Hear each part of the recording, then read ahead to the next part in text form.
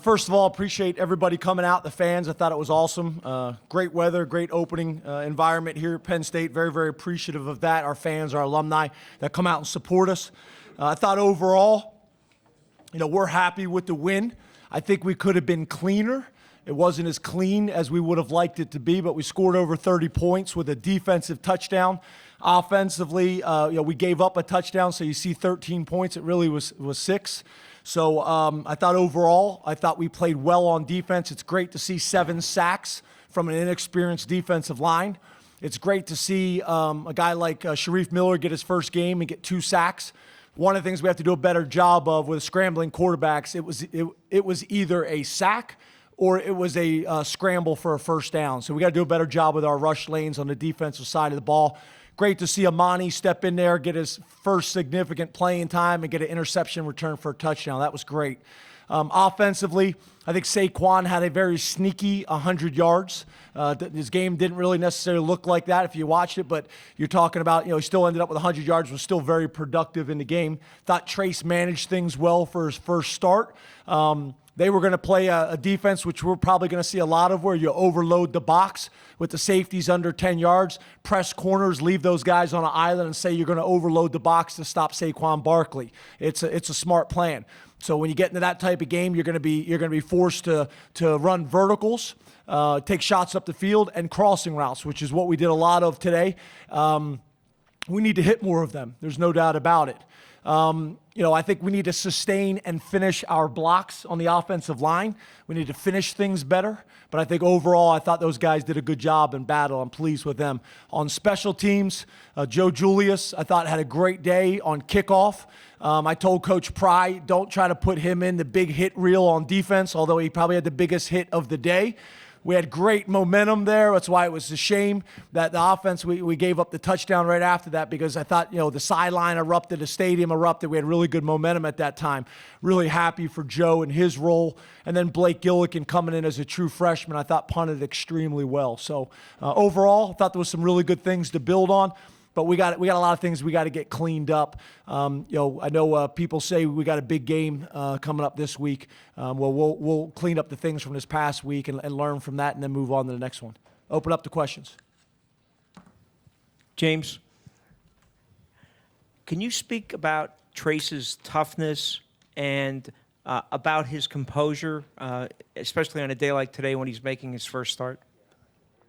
Yeah, I thought his composure was really good. That's kind of who he is.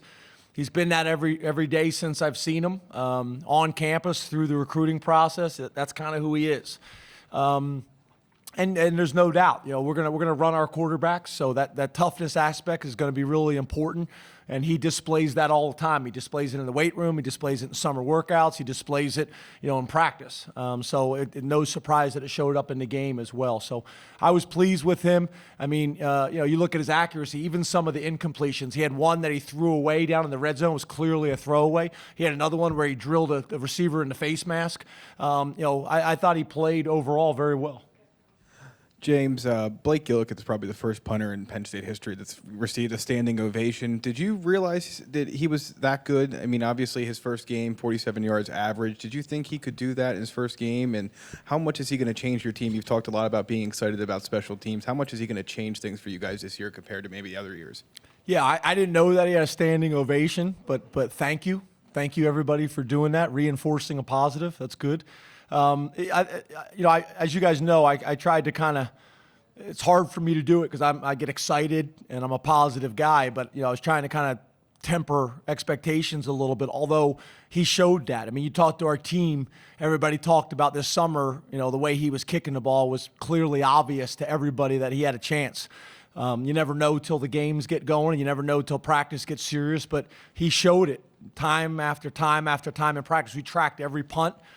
His locations could have been a little bit better today. He had one drop where I thought the nose of the ball was down, which he didn't get it off as clean as he would have liked to. But I think he can be better than what he even showed today.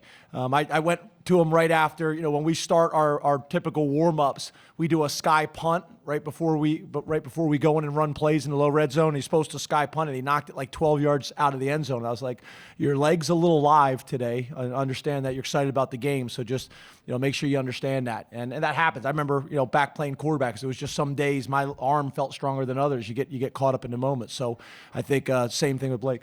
James, would you assess your red zone play? Do you feel you left some points out there? And also, why'd you go for 2 early? Yeah, we had a plan just to be aggressive in the opening drive that we wanted to go for 2. I think we did leave some points on the board. Weren't as clean as we should have. We ran a little naked type play where it was a run-pass option to Mike Gesicki, who would have had 2 touchdowns in the game. He was wide open. Trace is rolling to his left. It's an easier play going to your right. Quarterback's got to be able to get his hips around, and Trace threw that one into the ground. He just lofts it. It's a wide open touchdown. But, yeah, we got to be cleaner. We got to score touchdowns. We can't settle for field goals in the red zone. There's no doubt about that.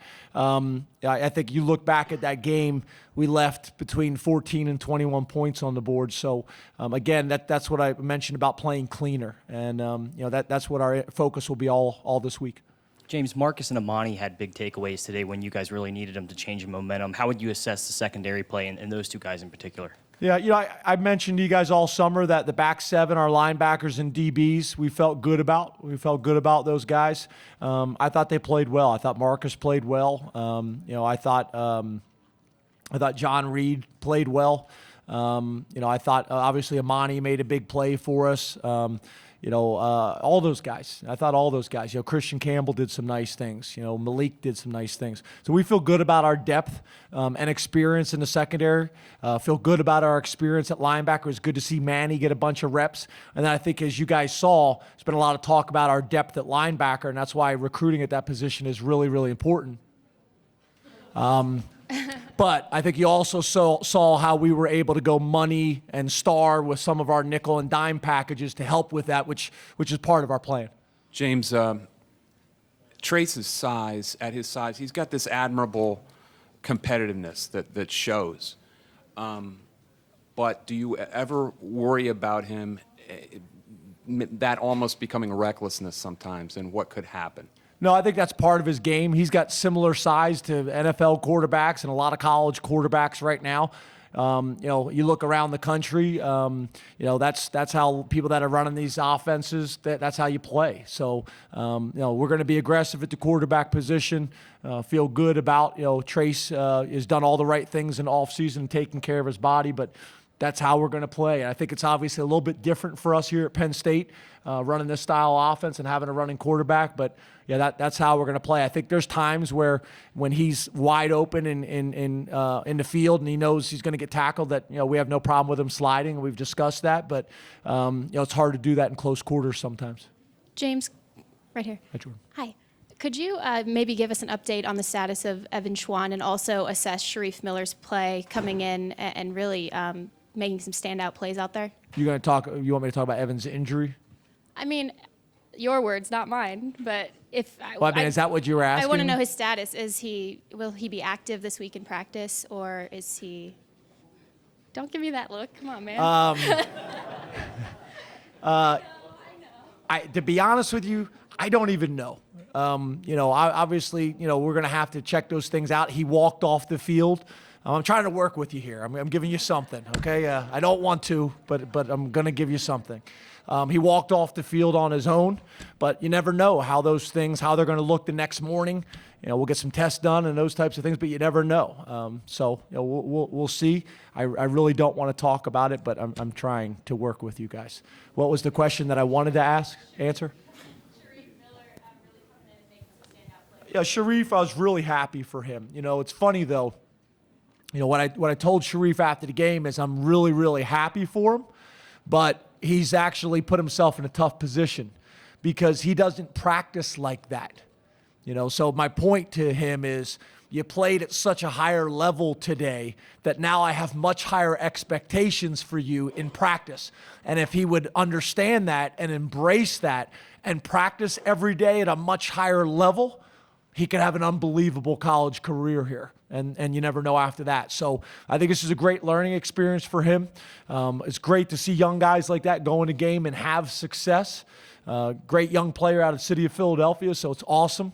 Now he's got to practice at a higher level every single day so he can evolve into the type of player he's capable of being. James, how would you? Hello. Hi. How would you qualify Trace McSorley's performance today, knowing that it was his debut and he had a few mistakes? But how did you kind of think he did? Yeah, I think overall, again, I haven't really kind of even looked at the stats here. Just over 50%. You'd love to be a little bit higher there. 2 touchdowns, over 200 yards, had 1 sack, which I don't even think was his sack. That was a blindside hit from the offensive tackle.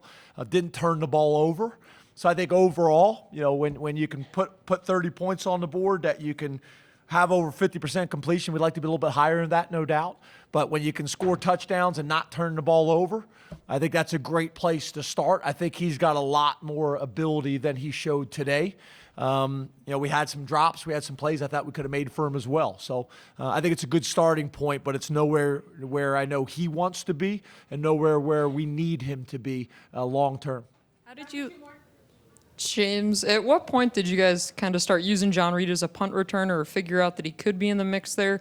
And also in the return game, what were your impressions of Miles Sanders making his debut back there? Yeah, we started to work John in. We had 4 guys that we were working back there.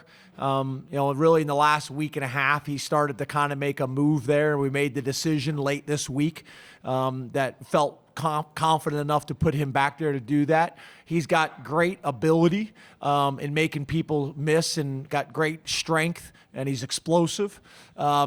He always caught the ball, but his fundamentals early on weren't great. We just wanted to clean those things up, and he's done a great job. As you know with John, he's the type of guy, once he decides he's going to be the punt returner, he's going to stay out there after practice on his own with managers or with Wambacher, one of our punters, and get a bunch of work. And he's done that, and I think he's got a chance to be a weapon for us down the road.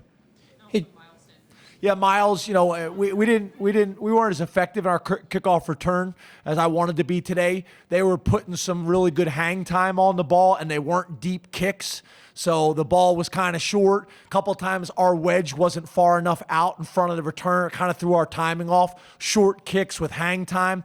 The distribution between the returner and the blocks wasn't right. So we're just gonna have to mix that up a little bit more in practice so we can recognize depth and distance of kicks. But I think it was a pretty good plan. Hey James, back here. You talk about Trace's deep ball accuracy. Put a lot of balls up there for the receivers today. Can you talk about what you thought of his placement and about the receivers going up to giving his receivers a chance down the field? Yeah, I thought in a perfect world he could have put a few of those balls out there a little further and let the guys run for it. But I did think he put the ball in position that our guys could adjust to make plays. I would rather the ball on a deep ball be underthrown than overthrown, because typically your wide receiver can adjust and find the ball, and the DBs typically have a hard time doing that. The issue is one of his balls was short and he left it inside. You can't leave it inside. We typically have a blue line on the field at practice, which is about 4 to 5 yards from the sideline. That's where we want the ball dropped, outside around the blue line. Awesome. Thanks, guys. Really appreciate it.